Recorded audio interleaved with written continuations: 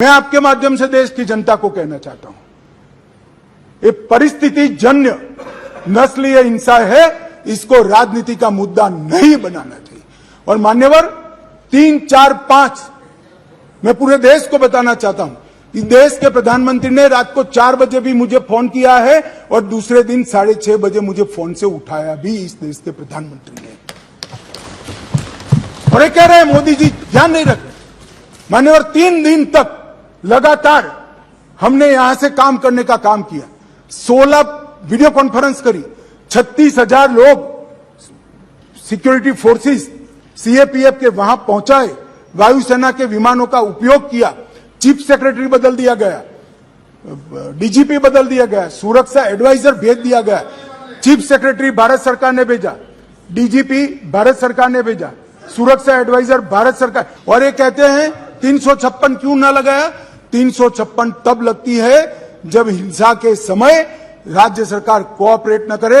हमने डीजीपी बदल दिया, उन्होंने भारत सरकार के डीजीपी को स्वीकार कर लिया, हमने चीफ सेक्रेटरी बदल दिया, उन्होंने भारत सरकार के चीफ सेक्रेटरी भेजे हुए चीफ सेक्रेटरी को। मैं यही कह रहा हूं, समझ न हो तो नहीं आएगी भी।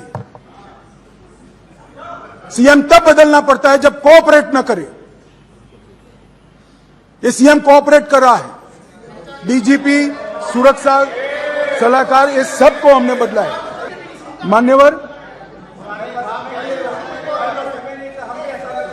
यूपीए के शासन में वहां नाकाबंदी की जाती थी, ब्लॉकेड लगाए जाते थे। एक साल में 139 दिन से 30 दिन तक का ब्लॉकेड रहा, 5 साल तक ब्लॉकेड लगे और उस वक्त पेट्रोल के दाम 1200 रुपये तक पहुंचे थे। हमने 28 दिन में पूरा काम पूरा कर रेलवे को वहां पहुंचा है और अबाधित रूप से आज सप्लाई वहां पर चालू है और दामों को बढ़ने नहीं, अबाधित रूप से। और इतनी कठिन परिस्थिति थी कि कुकी एरिया में मतई ड्राइवर नहीं जा सकते थे, मतई एरिया में कुकी ड्राइवर नहीं जा सकते। हम आसाम से ट्रक भी लाए, ड्राइवर भी लाए, सेना को भी लगाया और जाकर दामों को हमने कंट्रोल करने का काम किया है। मान्यवर मैं वहां 3 दिन रहा, 3 रात रहा। मेरे साथी नित्यानंद जी 23 दिन तक लगातार वहां रहे, एमओएस होम मिनिस्टर। पहली बार नहीं कोई गया ही, पहली बार मैं ही गया हूं। अब तक कोई नहीं गया है। इतने सारे दंगे मैंने जो बताए नस्ली हिंसा, कोई नहीं गया है। एमओएस 23 दिन रहा, 3 दिन में रहा। मान्यवर हमने ये सारी की जांच के लिए हाईकोर्ट के सेवानिवृत्त न्यायाधीश का एक कमीशन बना दिया है, जिसमें एक आईपीएस और आईएएस अफसर भी है। मान्यवर अध्यक्ष, राज्यपाल महोदय को अध्यक्ष बनाकर शांति समिति को हमने वहां पर प्रस्तापित किया है। 36,000 से अधिक सुरक्षा कर्मी, जहां मतई समूह रहता है, जो कुकी रहता है, बीच में बफर जोन बनाकर खड़े हैं। आज भी गुस्सा शांत नहीं हुआ है, परंतु हिंसा इसलिए कम हुई कि बीच में 36,000 पैरामिलिट्री फोर्सेस दिन रात तैनात थे, इसलिए हिंसा कम हुई है। बेहतर इंटर एजेंसी समन्वय के लिए यूनिफाइड कमांड व्यवस्था, क्योंकि वहां बीएसएफ भी है, सीआरपीएफ भी है, असम राइफल भी है, सेना भी है, मणिपुर पुलिस भी है। 5 सुरक्षा एजेंसियों के बीच में बेहतर समन्वय के लिए यूनिफाइड कमांड व्यवस्था बना दी गई है और उसकी चेयरमैनशिप यहां से भेजे गए सुरक्षा सलाहकार के हाथ में है। इस घटनाक्रम के पीछे षड्यंत्र वाले जो 6 केस रजिस्टर किए, 6 के 6 केस पहले सीबीआई को दे दिए गए थे। सुप्रीम कोर्ट ने और 11 केस सीबीआई को दिया है। इसके लिए भी एसआईटी आज गठित हो गई है। मान्यवर पीड़ित और पुनर्वसन पैकेज दिया गया है। सभी मृत्यु वालों को 10 लाख रुपया चुकाने का काम समाप्त हो चुका है। लगभग 30,000 मैट्रिक टन चावल रातों रात पीयूष भाई ने यहां से वहां भेजा है, जो भी बांट रहे हैं। किसी भी क्षेत्र में मेडिकल सुविधाओं का अभाव न हो, इसलिए भारत सरकार की 8 टीमें अलग अलग एम्स से वहां कैंप के अंदर कर दी गई है।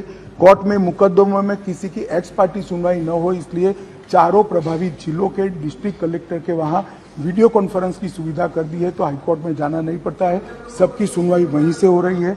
बच्चों का ऑनलाइन एजुकेशन चालू हो गया है। घाटी में 98% स्कूलें खुल गई है, 80% उपस्थिति रहती है। 2% स्कूलों में कैंप चल रहे हैं, वो भी अब अस्थायी शेल्टर बनाने की शुरुआत हमने कर दी है। राहत सामग्री सुलभता से मिले, इसके लिए भी हमने ढेर सारे प्रयास किए हैं और सुरक्षा की समीक्षा भी हर सप्ताह मैं यहाँ से वीडियो कॉन्फ्रेंस से यूनिफाइड कमांड के साथ करता हूँ। गृह सचिव हर दूसरे दिन करते हैं और डीआई भी हर रोज करते हैं। मान्यवर, इतनी क्लोज वॉच के साथ वहाँ शांति बनाने का प्रयास चल रहा है। मैंने आगे कहा कि पुरानी सरकारों में किसी में 9 महीना हुआ, किसी में 1.5 साल हुआ। मैं इतना जरूर कहना चाहता हूँ मान्यवर, कम से कम समय में ये हिंसा को शांत करने का काम हम कर पाएंगे, ऐसा मुझे भरोसा है। आज ये सदन जब तब सदन को मैं विश्वास दिलाना चाहता हूँ कि मणिपुर के अंदर भाई ये बहुत यार बाद में पूछो ना, बाद में पूछो, बैठ जाओ प्लीज।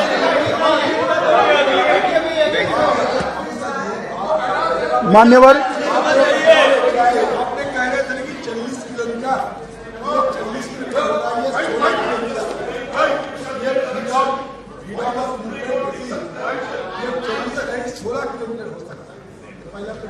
मान्यवर, दूसरी बात यह है कि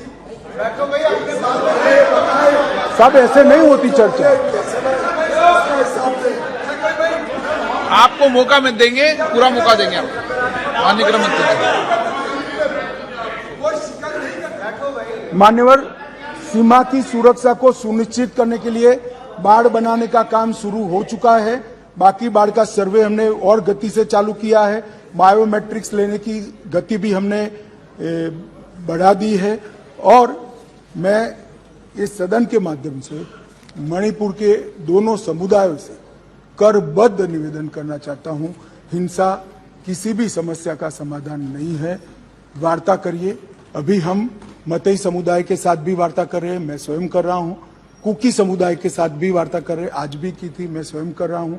मेरा अनुरोध है कि साथ में बैठकर, भारत सरकार के साथ बैठकर इस समस्या का समाधान निकाल दीजिए। अफवाहों से ज्यादा अविश्वास का वातावरण हुआ है। भारत सरकार की जरा भी मंशा नहीं है कि वहां की डेमोग्राफी को चेंज कर दिया जाए। घुसपैठ को भी हम रोकेंगे। हमने राजद्वारी तरीके से म्यांमार के साथ भी बात की है और हर प्रयास हम करना चाहते हैं जो हम कर पाते हैं। मान्यवर, मैं इतना ही कहना चाहता हूं कि इस विषय पर राजनीति नहीं करनी चाहिए। ये विषय ऐसा है जिसमें किसी की जान गई है, किसी का सम्मान गया है, किसी के साथ दुर्व्यवहार हुआ है।